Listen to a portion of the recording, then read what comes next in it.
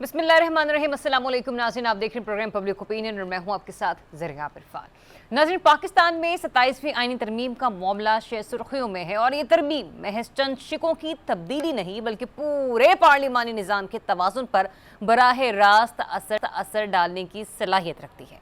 जजेस की पोस्टिंग और ट्रांसफ़र के इख्तियारात को हुकूमत के ज़ेरे असर लाना, आईनी अदालत के क़याम का नया तसव्वुर और एग्जीक्यूटिव मजिस्ट्रेट्स की बहाली, सूबों के माली हिस्से में तब्दीली और तालीम और सेहत जैसे शोबों को दोबारा विफाक के सुपुर्द करने की तजवीज़, ये सब ऐसे नुकात हैं जो आइन में मरकज़ और सूबों के दरमियान तयशुदा तवाज़ुन को हिला सकते हैं। सवाल यह है कि एक साल के अंदर एक और तरमीम की ज़रूरत आखिर महसूस क्यों हो रही है? क्या ये महज इंतज़ामी इस्लाह है, ये इख्तियारात की नई तकसीम का एक नया आगाज़ है? दूसरी जानिब अमरीका में भी ताकत के मराकज़ को अवामी मज़ाहमत का सामना है। न्यूयॉर्क में ज़ोहरान ममदानी की गैर मुतवक्के कामयाबी, जो न सिर्फ शहर के पहले मुस्लिम मेयर के तौर पर सामने आए बल्कि अरबपति कारोबारी तबके, एलॉन मस्क जैसे असर रसूख रखने वाले अफराद और ख़ुद डेमोक्रेटिक एस्टेब्लिशमेंट के खिलाफ खड़े हुए, ये इस बात का इशारा है कि अमरीकी सियासत में भी अवामी सतह पर तब्दीली की तहरीक जन्म ले चुकी है। ट्रंप के ज़ेरे असर तकसीम शुदा अमरीका में ज़ोहरान ममदानी की फतह एक अलामती मोड़ है, जहां नौजवान नस्ल रवायती सियासत से मायूस होकर नई क़यादत की जानिब मुतवज्जे हो रही है।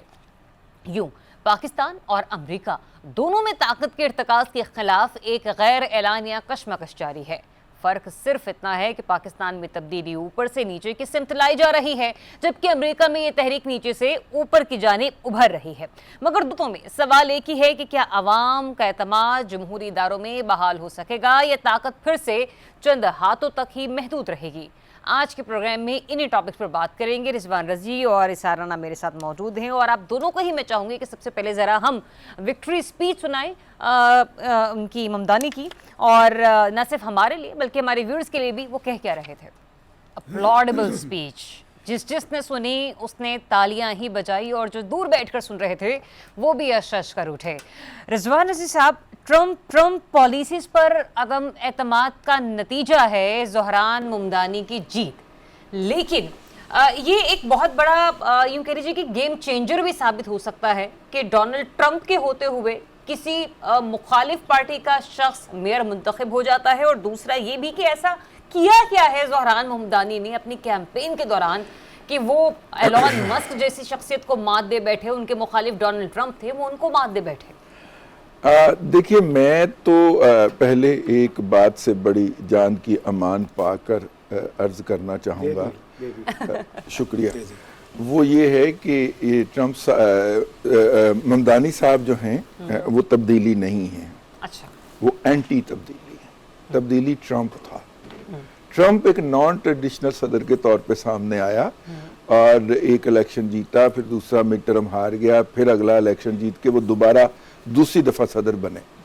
ट्रंप साहब की आमद को सोशल मीडिया के साथ मुंसलिक किया गया और सोशल मीडिया के लॉगरिथम से खेल कर आप लोगों के अजहान के अंदर घुस जाएं।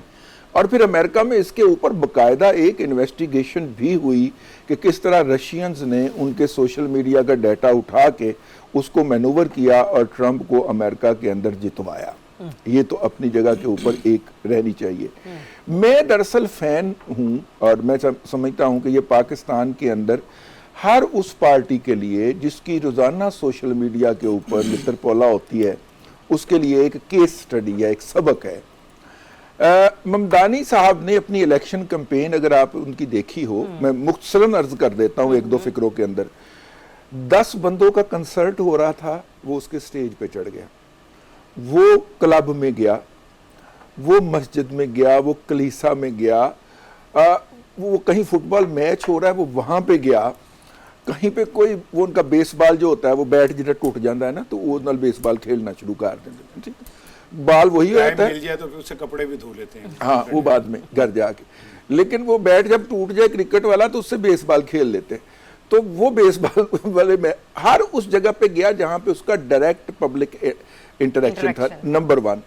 नंबर 2, वो कमाल का ओरेटर है, वो कमाल का मुकर्रर है, उसे पता है कि इस लफ्ज़ की क्या वैल्यू है और कहाँ पे उसने क्या कहना है। जब वो किसी फर्द से बात कर रहा है तो अल्फाज का चुनाव, और जब वो तकरीर से मुखातब है। آپ نے اس کی یہ والی جو تقریر کی ہے یہ بھی بڑی مسمرائزنگ ہے، کیچ کر لیتی ہے آپ کو.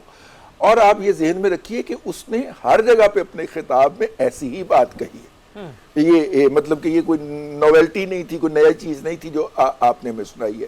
تو پاکستان کے اندر بھی ایک پارٹی جو کہ پروگرام سے پہلے میرے بھائی اسحار رانا صاحب اس کا تذکرہ فرما رہے تھے، وہ سوشل میڈیا کی بدماش ہے اور سوشل میڈیا کے اوپر اس کی ڈومیننس ہے. ان کے جو خلاف ہوتا ہے اس کی بھی چترول سوشل میڈیا پہ ہوتی ہے، خاکسار کی اکثر ہوتی رہتی ہے. تو اب وہ جو سوشل میڈیا کا ایک ہوا بنا ہوا تھا، میں اس کو اس طرح دیکھتا ہوں، پاکستان کے اندر مستقبل کے اندر جو سوشل میڈیا کے جن ہیں ان کا علاج دریافت ہو گیا، ان کی بوتل دریافت ہو گئی ہے جس میں اس جن کو بند کیا جا سکتا ہے، اور وہ ہے پبلک کے ساتھ براہ راست مخاطب ہونا اور پبلک کے ساتھ انٹر ایکٹ کرنا، براہ راست جا کے پبلک میں جانا.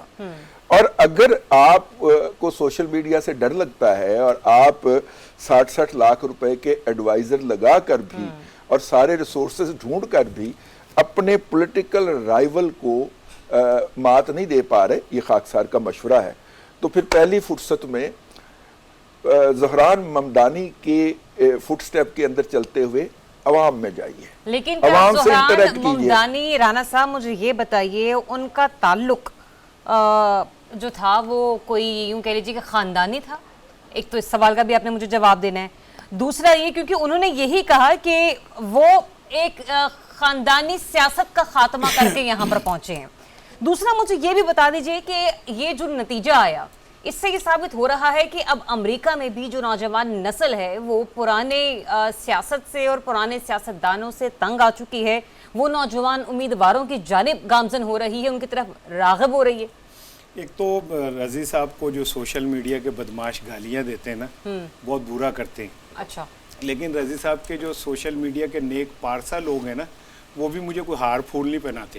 صحیح. وہ بھی وہی سب کچھ کر رہے ہوتے ہیں جو سوشل میڈیا میں کسی کو پارسا نہیں کہتا، مجھے الحمدللہ گالیاں دینے میں سب یکسو ہے.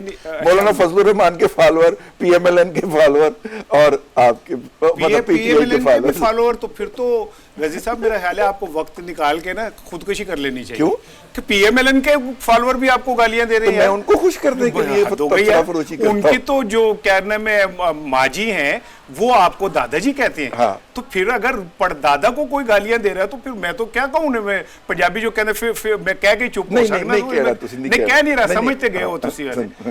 اچھا دوسری جو یہ میری تو ویسے انگلش میں کمپارٹ تھی، رضید کی انگلش بڑی اچھی ہے. میں نے پھر ان سے میرا پہلا ایم اے انگلش تھے ماشاءاللہ. تو میں نے رضی سے پوچھا کہ یہ کیا کہہ رہا ہے کہ یہ جو عرب پتی سیاستدان ہیں یہ اپنے ٹیکس بچانے اور معاملات بچانے کے لیے سیاست میں آتے ہیں، انہیں ہم نہیں آنے دیں گے. ہمدانی نے یہ بات کی میں حیران ہو گیا. میں نے نام دیا اس نے اس کا ٹرمپ کا. ہاں تو میں نے پہلے وہ شکر ہے اس نے نام لے لیا، میں سمجھے شاید پاکستانی سیاستدانوں کو کہہ رہے ہیں، ایک جو خاندان ہے حکمران ان کے لیے کہہ رہے ہیں کہ بھائی تم اربوں پتی اور ٹیکس بچانے کے لیے تم سیاست میں آتے ہو. پھر رضی نے کہا نہیں تیری انگلش کمزور ہے، وہ ٹرمپ کا نام لے رہا ہے. پھر میں کہا سنتا سنگھ بنتا سنگھ ایک ہی بات ہے، جتنے بھی سرمایہ دار بیٹھا وہ ایک ہی طرح کا سوچتا ہے، ایک ہی انداز ہوتا ہے. لیکن ہمدانی کی فتح پکارا، کہا اس نے تمام کو ہے، مثال اس نے ٹرمپ کی دی.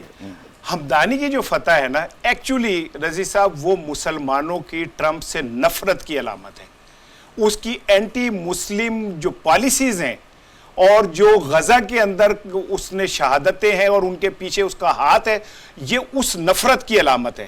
اور جو ہمدانی نے بار بار کا اسلاموفوبیا کا جو نفرت کا زہر ٹرمپ نے پھیلایا تھا، وہ اس کا جواب نیو یارک والوں نے دے دیا ہے. اور میں یہ سمجھتا ہوں کہ یہ آغاز ہے. اب آپ آگے جا کے دیکھیے گا جتنے بھی وہاں پہ انتخابات ہوں گے ٹرمپ نہیں جیتے گا.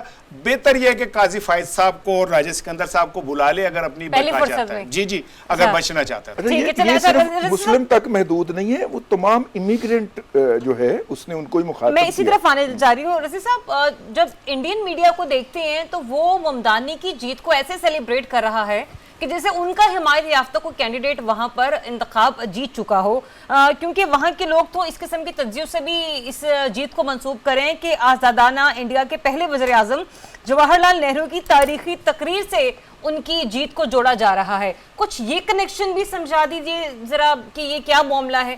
देखिए अपना इंडियंस जो हैं वो ट्रंप साहब वाले मामले के अंदर खता खा चुके हैं। अच्छा, हाउडी मूडी का जो उन्होंने बिलियंस ऑफ डॉलर का जो किया था, डिनर किया था, अगर आपको याद हो इलेक्शन के दिनों के अंदर, और उस ज़माने के अंदर हमारे भी जो वज़ीर आज़म साहब थे वो वहाँ पे उन्होंने खिताब किया था जिसमें उन्होंने एसी उतरवाने की बात भी की थी। उस के बावजूद भी ट्रंप साहब ने मोदी साहब को ना सिर्फ के इनवाइट नहीं किया बल्कि वो वाला जो डिनर था उसके अंदर इनवाइट होने के बावजूद भी ट्रंप साहब नहीं गए, और मोदी साहब ने भी कोल्ड शोल्डर ही रखा उनके बारे में और नहीं गए। तो और फिर मोदी साहब को बाद में और इंडिया को बाद में भुगतना पड़ा।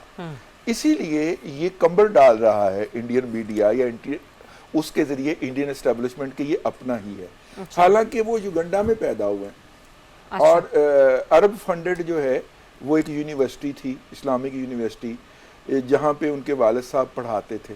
उनके वालिद साहब का ओरिजिन यकीनन इंडिया था, लेकिन वो वहाँ पे गए हुए थे। फिर वहाँ से वो बच्चा जो है वो इंटर तक तालीम हासिल करके अमेरिका चला जाता है और अमेरिका जाके फिर अपनी किस्मत बनाता है और फिर वो फैमिली बनाता है वहाँ पे और इमिग्रेंट्स की एक आवाज़ बनता है और पूरे पॉलिटिकल प्रोसेस से गुजर कर मेयर तक पहुँचता है।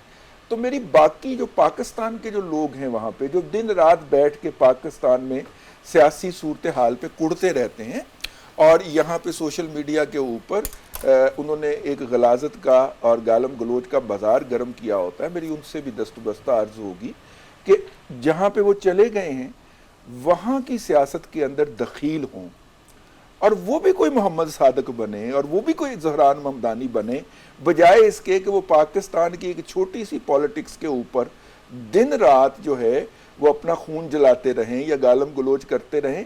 वो लोकल पॉलिटिक्स के अंदर रेलेवेंट हों, उन पार्टियों को ज्वाइन करें क्योंकि वहाँ पे पार्टी सिस्टम मौजूद है, आप एलिवेट होते जाते हैं। सईदा वारसी जो थी वो वहाँ पे बरतानिया में एक पार्टी की हेड भी बन गई थी क्योंकि वो उस सियासत के साथ जुड़ गए। ये जो उस सियासत में मिसफिट महसूस करते हैं और घूम के वापस अपनी होमलैंड पे आना चाहते हैं जहाँ पे आए हुए उन्हें 25-25 अच्छा चलें, अभी मैं साल हो चुके फिलहाल हैं। न्यूयॉर्क और अमेरिका की ही पॉलिटिक्स तक महदूद, लेकिन एक बात जो है थोड़ा सा एक बात मैं इसमें ऐड कर लूं। टोटल आबादी है जी न्यूयॉर्क की 80 लाख, लाहौर से तकरीबन आधी और कराची की चौथाई आबादी है और उसका मेयर जो मुंतखब होता है वो पूरी दुनिया का खबर बनती है। ये इस पे देखें 26 बिलियनर हैं जी अमेरिका के, बिलियन डॉलर्स के अंदर बिलियनर, ठीक है। मेरे और इसार राना की जेब में लाख रुपया नहीं निकलना, वो बिलियनर हैं, अरबपति, बल्कि हमारी अगर कैलकुलेट किया जाए तो खरबपति हैं। और वो खरबपति जो थे उन्होंने मिलियंस ऑफ डॉलर का करोड़ों डॉलर का फंड इकट्ठा किया कि इसको हमने नहीं जीतने देना। और फिर ट्विटर या स्पेस के ऊपर एलान मस्क ने खुले आम मुहिम चलाई उसके खिलाफ कि इसको नहीं जीतने देना। ट्रंप ने उसके खिलाफ जितनी कैंपेन थी उसको एंडोर्स किया, उसके खिलाफ होने वाली ट्वीट्स को रीट्वीट किया ट्रंप साहब ने। इसके बावजूद वो बंदा जीत गया। इसका मतलब ये है कि अमेरिकन सोसाइटी के जो एक एक्सट्रीम पे चली गई थी पॉपुलरिज्म की, वहां पे भी एक रिवर्सल शुरू होता हुआ कम से कम मुझे महसूस हो रहा है। ठीक है, चलें एक और चीज़ मैं ज़रा जान लेती हूँ, लास्ट 2 मिनट्स सेगमेंट को क्लोज करना है। मैंने राना साहब जो कहा गया था ममदानी की तरफ से कि वो नेतन्याहू को घुसने नहीं देंगे न्यूयॉर्क में, फ्यूचर के आपको नजर आता है कि वो अब इरादा बांधेंगे कि मैं न्यूयॉर्क का विजिट करूँ? मैं एक बात बताऊं, बात यह कि जो हमदानी की फतह है ना उसमें एक जो खूबसूरत चीज़ है, ममदानी सर, हमदानी कौन से जड़ा मेरे बार बार दिमाग, वो हमारे पंजाब के सेक्रेटरी इत्तलात है मेरा ख्याल है हमदानी साहब ना, आई थिंक सो, मुझे जहाँ तक याद पड़ता है क्योंकि मुझे दोस्तों की हमेशा खबर रहती है, तो मेरा ख्याल है वो है। अच्छा, बात यह है कि इस फतह ने ना एक बड़ा खूबसूरत पैगाम दिया। देखें अमेरिका मुल्क है, वहाँ एक इमिग्रेंट आता है, अपना कैरियर बनाता है, इंतखाब लड़ता है और उस अमेरिका के सदर के खिलाफ लड़ता और जीत जाता है। ये एक ऐसी मिसाल है और फिर वो वहाँ खड़े होकर उसको चैलेंज कर रहा है, ललकारता है और फिर कहता है मैं मुसलमान हूँ اور میں کیا کہتے ہیں ڈیموکریٹ ہوں اور مجھے اس پہ کوئی شرمندگی نہیں ہے, میں اس پہ فخر کر رہا ہوں, معافی نہیں مانگوں. ٹھیک ہے, یہ بڑی بات ہے نا. میرا خیال ہے اس سے بڑا سبق کوئی نہیں ہو سکتا. اب اگر اس سبق کو سامنے رکھوں نا میں, تو اگر نیتن یاہو وہاں آتا ہے تو ڈیموکریسی میں دروازے نہیں بند کیے جا سکتے, ممکن نہیں ہے. ہاں اگر عوام خود اپنے طور پہ نکل کے آ کے کوئی ریئیکٹ کر دیں تو لا اینڈ آرڈر کی صورتحال میں آپ کچھ بھی کر سکتے ہیں. جیسے ٹی ایل پی کے لوگوں کو آپ نے خود ہی جب باہر نکل جاتے تھے, پھر اس کے بعد اب آپ نے ان کو پکڑ لیا ہے لا اینڈ آرڈر کے نام پہ. تو یہ اس طرح کی صورتحال وہاں نہیں ہے, اتنے کوئی ٹی ایل پی نہیں کی. وہاں پہ لوگ خود نکلیں گے, خود ہی جو کرنا ہوگا وہ کریں گے, اور یہ نہیں کرنا ہوگا تو نہیں کریں گے. تو یہی میرا خیال ہے ڈیموکریسی کی سب سے بڑی خوبصورتی ہے. میں نے تو امریکہ کو دیکھ کے یہ سیکھا ہے, کیونکہ اس میں جب ٹرمپ صاحب آئے تھے, I'm sorry سر ایک لفظ اور کہہ دوں, تو بہت سارے وہاں کے طاقتور کوریڈور ان سے خوش نہیں تھے. میرا خیال ہے وہ طاقتور کوریڈور بھی کہیں نہ کہیں خوش ضرور ہوئے ہوں گے, ہو سکتا ہے ان کا بھی کوئی تھوڑا سا کردار ہو اس میں. چلیں جی, وی جسٹ ہوپ کہ پاکستان میں بھی اس تبدیلیوں کو ایکسیپٹ کیا جائے اور نوجوان نسل کو آگے بڑھ کر پاکستان کے لیے کچھ کرنے کا موقع دیا جائے. ایک بریک لیتے ہیں, بریک کے بعد آپ کو دوبارہ سے پھر سے جوائن کریں گے. Stay tuned. Welcome back once again. ناظرین, 27ویں آئینی ترمیم میں یوں تو بہت ساری ایسی چیزیں ہیں جنہیں شامل کیا جا رہا ہے کہ ہر صورت انہیں قانونی شکل دی جائے, لیکن چند ایسی چیزیں کہ جن کا جاننا عوام کے لیے بھی بہت ضروری ہے اور ان سے ہمارے سسٹم کا براہ راست چونکہ تعلق جڑا ہے, اس کے اوپر آج ہماری کوشش ہے کہ ہم تھوڑی ڈیٹیل کے ساتھ بات کریں. کہ سب سے پہلے تو ذرا یہی جان لیتے ہیں کہ یہ جو ترمیمیں ہیں ان سے عوام کا کتنا کوئی فائدہ ہونے والا ہے, اور دوسرا یہ بھی کہ جو ایک انتہائی امپورٹنٹ میٹر ہے, ججز کی پوسٹنگ اور ٹرانسفر ججز کی مرضی کے بغیر. ایسے میں کہا اور سنا یہ جا رہا ہے کہ یہ حکومت اپنے مقاصد کے لیے اس ترمیم کو لانا چاہ رہی ہے, لیکن اگر ایسا ہوتا بھی ہے تو حکومت کیا کوئی ایسے مقاصد ہیں جن کو وہ حاصل کر سکتی ہے, اور ایسے کون سے کیسز ہیں کہ ان ججز کی پوسٹنگ اور ٹرانسفرز کی وجہ سے اسے وہ فیصلے لینے میں کوئی آسانی جو ہے نا وہ ہو سکتی ہے.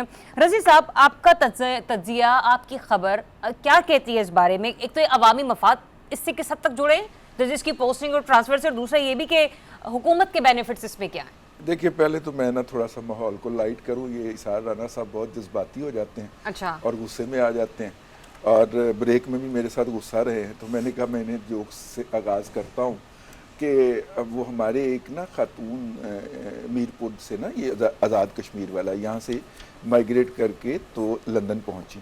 اچھا, تو ایک نوجوان, ایک چھوٹا سا بچہ بھی تھا ان کی گود میں, تو وہ وہاں پہ پہنچتے ہی سردی کے باعث جو تھا وہ بیمار ہو گیا. تو اس کو ڈاکٹر کے پاس لے کے گئیں, اور انہوں نے اس کا احوال کچھ یوں بیان کیا کہ نہ ایٹنا ہے, یعنی کہ نہ کھاتا ہے, اور نہ ڈرنکنا ہے, بس ویپنا ہی ویپنا ہے. تو کچھ ہمارے تجزیہ کار بھی بس ویپنے ہی ویپنے ہوتے ہیں, اور کچھ نہیں کرتے. دیکھیے, بات یہ ہے کہ جنگل میں نا خرگوش بھاگا جا رہا تھا, تو لومڑی نے اس سے پوچھا کہ میاں خرگوش خیریت ہے؟ اس نے کہا جنگل میں جمہوریت آ گئی ہے اور نیا قانون بن گیا ہے کہ جس جانور کے 3 کان ہوں گے وہ کاٹ دیے جائیں گے. تو لومڑی نے کہا کہ تمہیں کس بات کی فکر ہے, تمہارے تو 2 کان ہیں. اس نے کہا نہیں, مسئلہ یہ نہیں ہے, مسئلہ یہ ہے کہ وہ کاٹتے پہلے اور گنتے بعد میں ہے.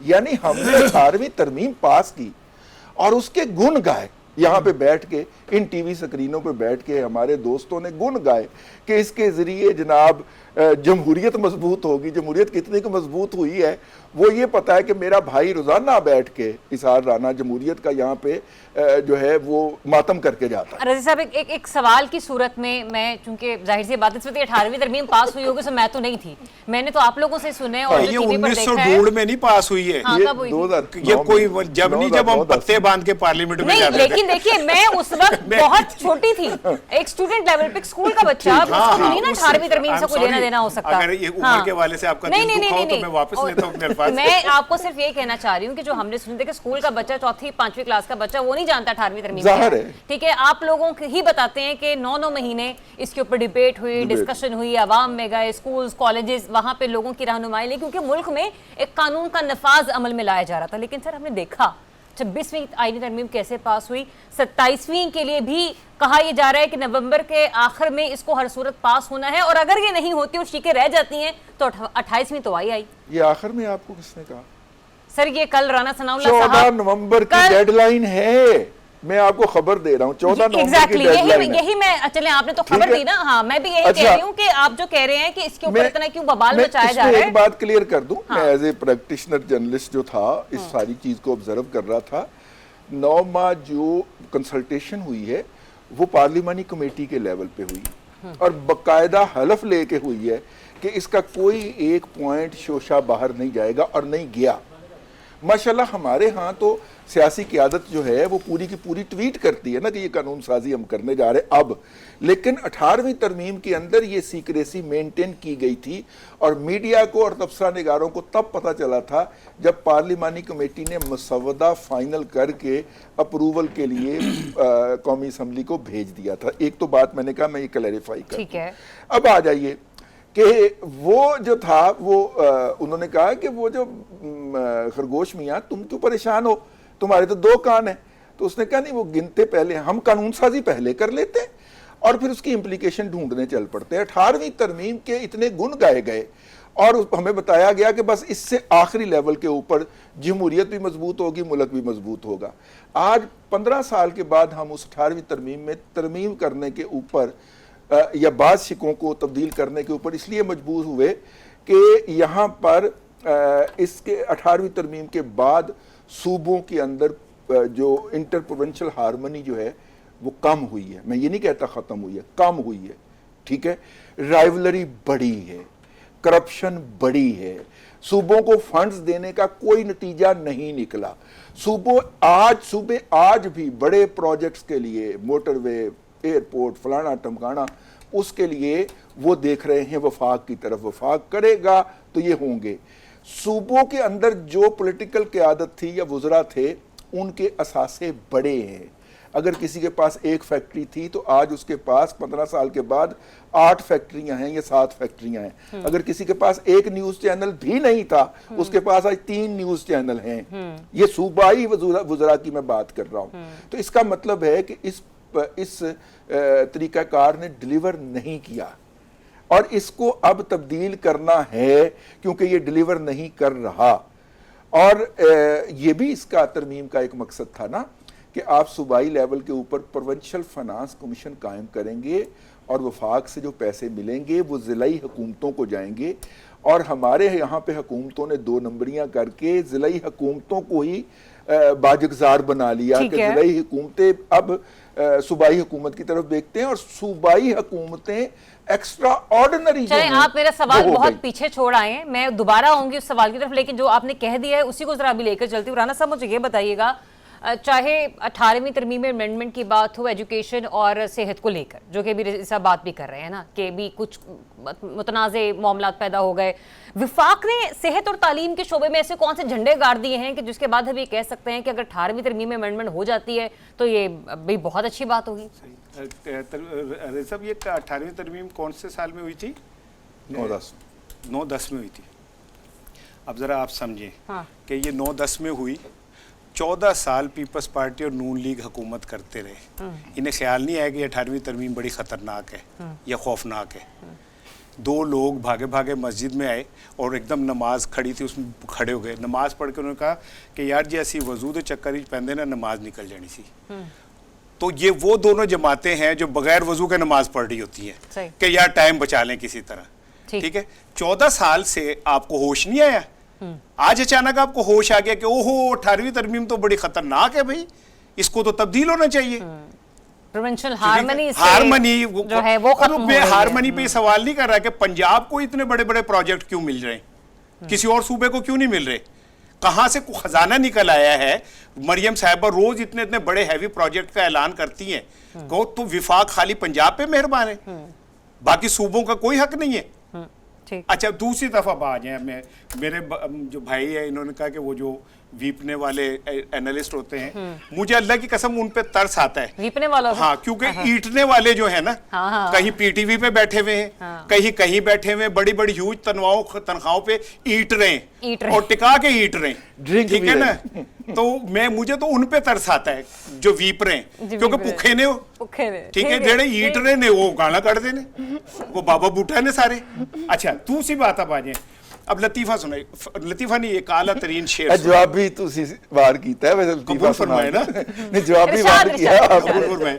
غالب کا ایک شعر ہے, مزہ آیا ویسے رضی صاحب, کہتے ہیں نا, مزہ آیا. غالب کا ایک شعر ہے, کہتے کہ میں نے کہا تھا بزم ناز چاہیے غیر سے تہی, نہیں میں نے کہا تھا بزم ناز, چلے ٹھیک کر لیجئے گا, چاہیے غیر سے تہی, وہ سن کے ستم ہنس کے ستم ظریف نے مجھ کو اٹھا دیا کہ یوں, ٹھیک ہے نا.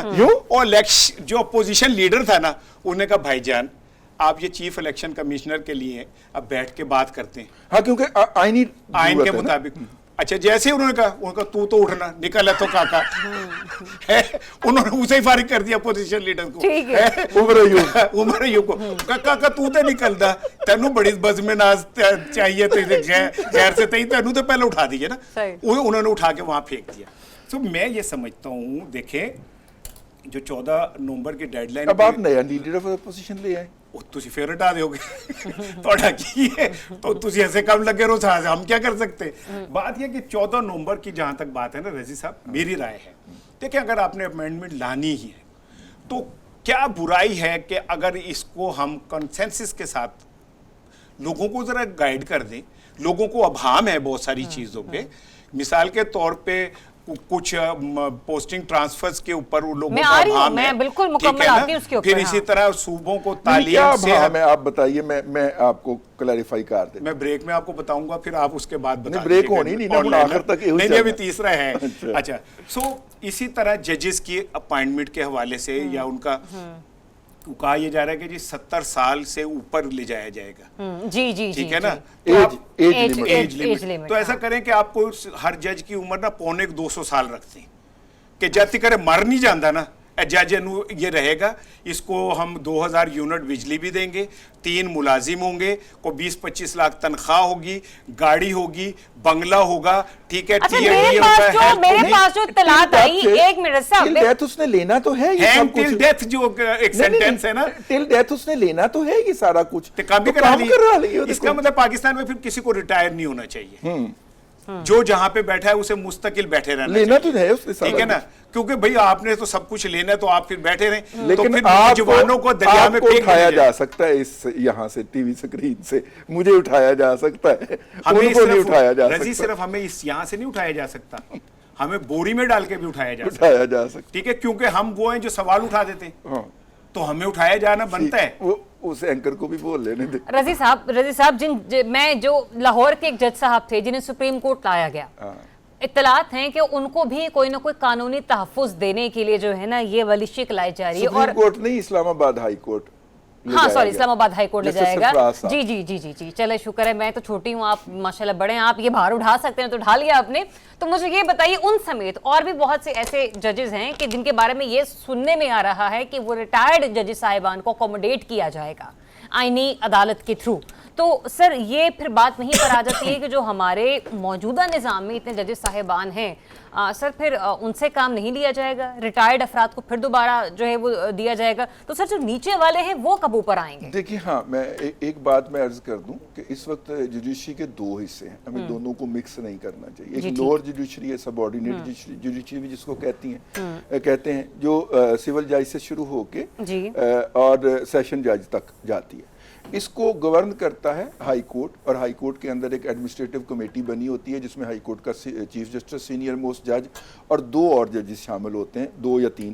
تو یہ مل کے تو لوور جوڈیشری کے سارے انتظامی معاملات کو دیکھتے ہیں, پوسٹنگ ٹرانسفر کو, تو وہ تو مینج ہو رہے ہیں تھرو جوڈیشری ہی. اور اس میں جوڈیشری جو ہے وہ ایڈمنسٹریشن کی یا پولیٹیکل گورنمنٹ کی کوئی ڈکٹیشن نہ قبول کرتی ہے نہ پابند ہے اس کی. ہاں, ہائی کورٹ کے لیول کے اوپر جو ہے وہ چیف جسٹس کو یہ اختیار ہے کہ وہ کسی بھی جج کو اگر یہ کہے کہ آپ لاہور ہائی کورٹ کے جج ہیں اور آپ نے پنڈی بینچ میں کام کرنا ہے, تو اسے جج کی مرضی یا کنسنٹ پوچھنے کی لیگلی ضرورت نہیں ہے. مورلی وہ پوچھ لیتے ہیں کہ آپ کو اگر ہم وہاں پہ بھیج دیں. اس طرح لاہور ہائی کورٹ کے 4 بینچز ہیں نا, ملتان, ایک پرنسپل سیٹ ہو گئی, ایک ملتان ہو گیا, ایک بہاولپور ہو گیا, ایک پنڈی ہو گیا. اسی طرح پشاور ہائی کورٹ کے بھی 2 بینچز ہیں, ایک ایبٹ آباد بینچ ہے, ایک پشاور بینچ ہے, اور میرا خیال ڈیرہ اسماعیل خان بینچ بھی ہے.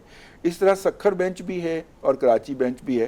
تو ان بینچز کے اوپر ٹرانسفر کے لیے ججز کی کنسنٹ کی ضرورت نہیں ہوتی. ہاں, مگر अगर एक जज को आपने सिंध हाई कोर्ट से या लाहौर हाई कोर्ट से उठाकर इस्लामाबाद हाई कोर्ट लेके जाना है तो फिर उस जज से उसकी मर्जी या मंशा पूछी जाती है कि भाई हम आपको वहां पे भेज दें, और दोनों चीफ जस्टिस इन्वॉल्व होते हैं मौजूदा कानून के तहत कि उनको भी पूछा जाता है कि भाई ये आपके तहत काम कर रहे हैं तो क्या हम इनको वहां पे भेज दें, और अगले वाले को पूछा जाता है कि जनाब आप इनको कबूल कर लेंगे, और जब वो ये सारा प्रोसेस मुकम्मल हो जाए तो फिर उन जज साहब को इंटर हाई कोर्ट ट्रांसफर कर दिया जाता है। ठीक है।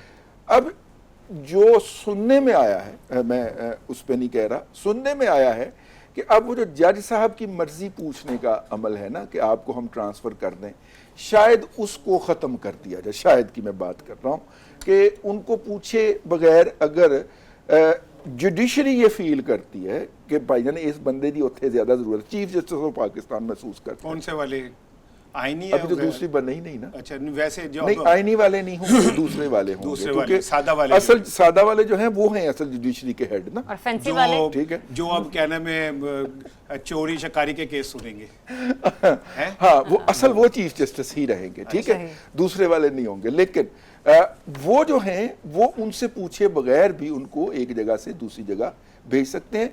अभी भी हुकूमत का या वजारत कानून का इसके अंदर कोई दखल नहीं होगा, मेरी जो इंफॉर्मेशन है या जिन माहिरीन से मैंने बात की है उनके मुताबिक। चलें, मुझे ब्रेक लेने का कहा जा रहा है। ब्रेक पर जाने से पहले मैं सब आपके लिए छोड़े चले जा रही हूं कि इस्लामाबाद हाई कोर्ट की एंटिटी ही क्यों, हुकूमत क्यों चाह रही है कि वहां पर आने वाले या वहां पर रहने वाले जज साहब को तहफ़्फ़ुज़ फ्राहम किया जाए।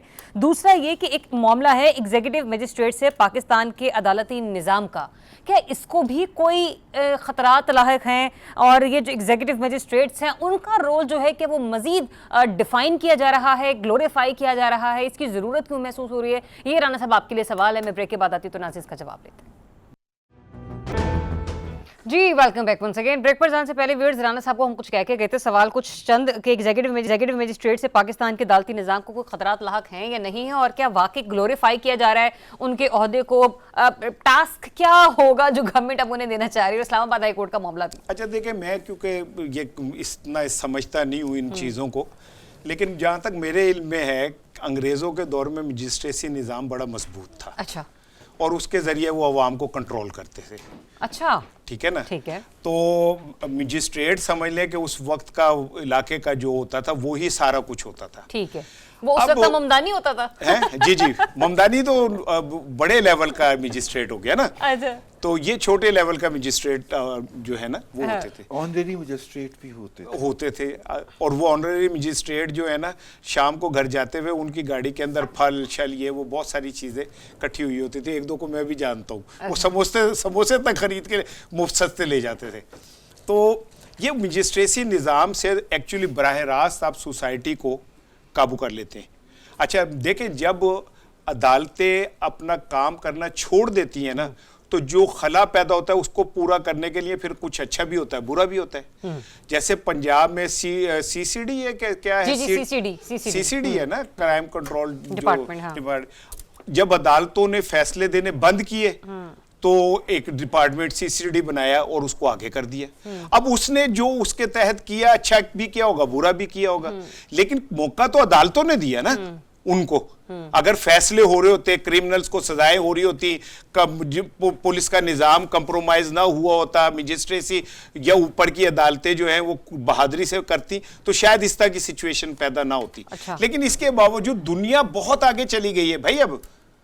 अब ये मजिस्ट्रेसी निजाम ये फरसूदा हो चुके हैं।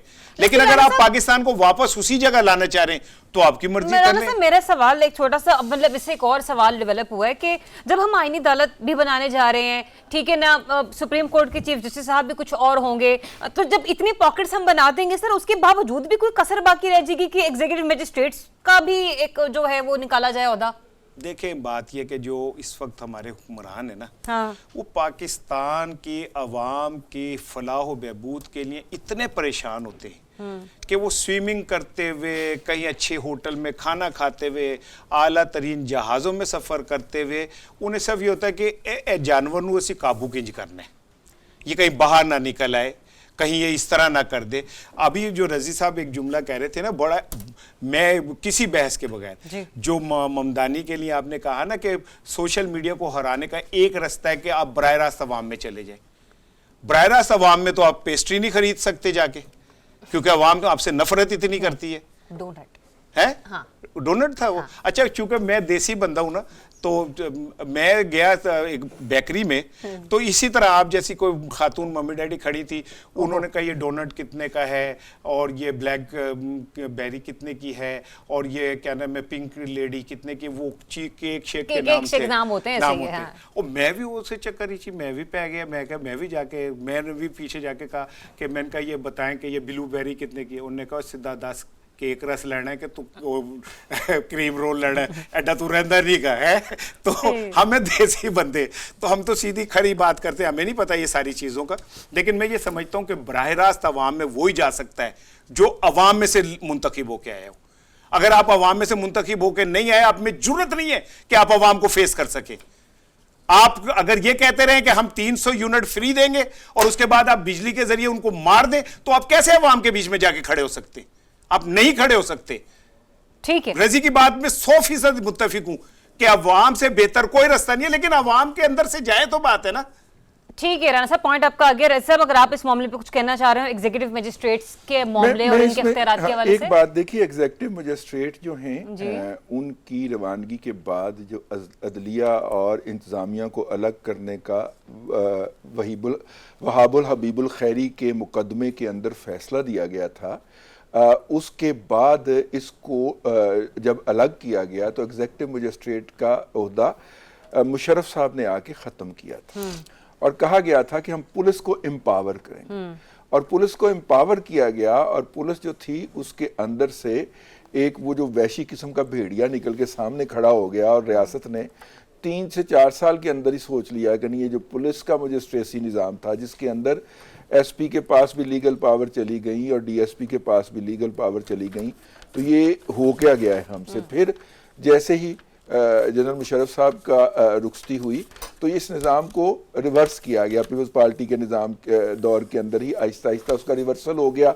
جو پہلے پولیس والے تھے ان کے عہدے, یہ جو ہم ڈی سی او اور ڈی پی او کہتے تھے, وہ کہتے تو رہے لیکن ان کے اختیارات کو جو تھا وہ سلب کر لیا گیا. اب صرف اس جو نظام نیا متعارف کروایا تھا مشرف صاحب نے, اس کے ٹوٹل ریورسل کے اندر صرف ایک یہ مجسٹریسی نظام جو تھا وہ رہ گیا تھا. وہ نظام ہم نے بغیر مجسٹریٹ کے چلا کے دیکھ لیا اور کانوں کو ہاتھ لگا لیا. طریقہ وہی ہے کہ کان کاٹتے پہلے ہیں, گنتے بعد میں, قانون سازی کر کے پھر ادھر ادھر دیکھتے ہیں, اور پھر اس کے جب نیگیٹو کانسیکوینسز آتے ہیں تو پھر دوڑ لگا دیتے ہیں. اور وہ نتیجے کے طور پہ اب صرف مجسٹریسی, کیونکہ پولیس جو ہے وہ اپنے جوان مروا لیتی ہے لیکن آگے سے ہاتھ نہیں اٹھاتی. وہ کہتے ہیں جی ہم ہاتھ اٹھائیں گے تو ہمارے خلاف مقدمات ہو جائیں گے, تو ہمیں کوئی پروٹیکشن نہیں ہے. چلے میرے پاس لاسٹ 4 منٹ ہے, 2 منٹ آپ دونوں کے پاس لے کے آؤں گے. سوال یہ ہے سب کہ چیف الیکشن کمشنر کی تقرری کا معاملہ بھی اسی ترمیم میں شامل ہے. کچھ معلومات آپ تک کہ سر تقرری کا کیا سوچا جا رہا ہے, کیا فارمولہ لگایا جائے گا؟ میں نا اس میں ایک صاحب سے پوچھا جو کہ ماہر ہیں اس شعبے کے یا اس کے اوپر نظر رکھے ہوئے ہیں. انہوں نے کہا, ان کا یہ کہنا تھا دروغ برگردن راوی, کہ اس میں جو لیڈر آف دا اپوزیشن کا کردار آئینی طور پہ بنایا گیا تھا نا کہ مینڈیٹری ہوگا کہ پرائم منسٹر جو ہے وہ لیڈر آف دا اپوزیشن سے مشورہ کرے گا. اس تقرری کے اندر ابھی بھی ہے ایگزسٹنگ لاء کے اندر ہے. اس کے اندر خط, مطلب اگر آپ ذاتی طور پہ نہیں ملنا چاہتے تو پھر خط لکھ لیتے ہیں, ورنہ ذاتی طور پہ مل کے بھی تو طے ہوا ہے نا پہلے. تو اس میں جو ہے وہ یہ والی جو لیڈر آف دی اپوزیشن کے ساتھ جو مینڈیٹری کنسلٹنٹ ہے وہ ختم کر کے اس کا اختیار پرائم منسٹر کو دیا جا رہا ہے. کچھ اور تقرریاں بھی ہیں. اچھا, ڈائریکٹ پرائم منسٹر کو دیا جا رہا ہے؟ جی, پرائم منسٹر کی ذات تک آ جائے گا, اس کے آفس میں آ جائے گا. ہو سکتا ہے کہ کنسلٹنسی کا کوئی اور طریقہ ہو, لیکن لیڈر آف دا اپوزیشن والا کردار جو ہے وہ شاید ختم کیا جا رہا ہے. میں شاید کے ساتھ یہ بات کر رہا ہوں جو میرے اطلاع کے اندر لائی گئی. آپ کی شاید کی بات کو لے کے اگر ایسا ہوتا ہے, واٹ ایف رانا صاحب, پھر تو وہی بات ہوگی کہ آپ کا چیف الیکشن کمشنر, نتائج آپ کے, پھر کرنا کیا ہے سر؟ اچھا دیکھیں, آپ بھی ذریعہ دنیا تھوڑی بہت دیکھی ہے, رضی نے بھی دیکھی ہے. کسی اور ملک میں आईजी की अपॉइंटमेंट, इलेक्शन कमिश्नर की अपॉइंटमेंट, चीफ जस्टिस की अपॉइंटमेंट, आर्मी चीफ की अपॉइंटमेंट पे भी झगड़े होते हैं। किसी एक मुल्क का बता दें। हम लाशऊरी तौर पे फ्रॉडिये हैं। हम पहले कहते हैं कि एसएचओ अपना होगा तो हम जितनी मर्जी चोरी करें हमें कोई नहीं पकड़ सकता, बदमाशी करेंगे, ठीक है ना। अदरवाइज किसी मुल्क में कभी आपने सुना है कि चीफ जस्टिस की तकर्रुरी पे लड़ाई हो रही है? कभी आपने सुना है कि जी इलेक्शन कमिश्नर की तकर्रुरी पे इंडिया का इलेक्शन कमिश्नर प्राइम मिनिस्टर से ज्यादा इख्तियारात रखता है। आपने कभी सुना है कि उनकी बीजेपी की और उनकी आपस में इस पे लड़ाई हो रही है? हमारे अंदर ऐसा कौन सा खौफ है? वहां पे प्राइम मिनिस्टर ने करना होता है, ठीक है ना, वहां पे कंसल्टेंसी है। लेकिन फिर वो जो करता है वो ऐसा होता है कि उस पे उंगली नहीं उठ सकती, उसका किरदार ऐसा होता है, ठीक है ना, कि वो फिर अपने आप को प्रूव करता है। 6-6 महीने गिनती होती रहती है बहुत सारे कहने में उनके सूबों के अंदर, कहीं ये नहीं होता कि जी वहां पे फार्म 47 आ रहा है, ठीक है। तुर्किया के अंदर जलजला आया और जलजला आने के बाद तुर्किया में तारीखी क्या कहते हैं हलाकतें हुई। उन्होंने वहां पे खेमे लगा के इलेक्शन करवा दिया, ऑन रिकॉर्ड है ये। अच्छा, फिर रिजल्ट नहीं आया तो फिर दोबारा करा दिया। कोई ये हुआ कि नहीं जी नहीं, आइन के हमारे पास पैसे नहीं है, हमने कच्चे के डाकुओं को पकड़ने हैं।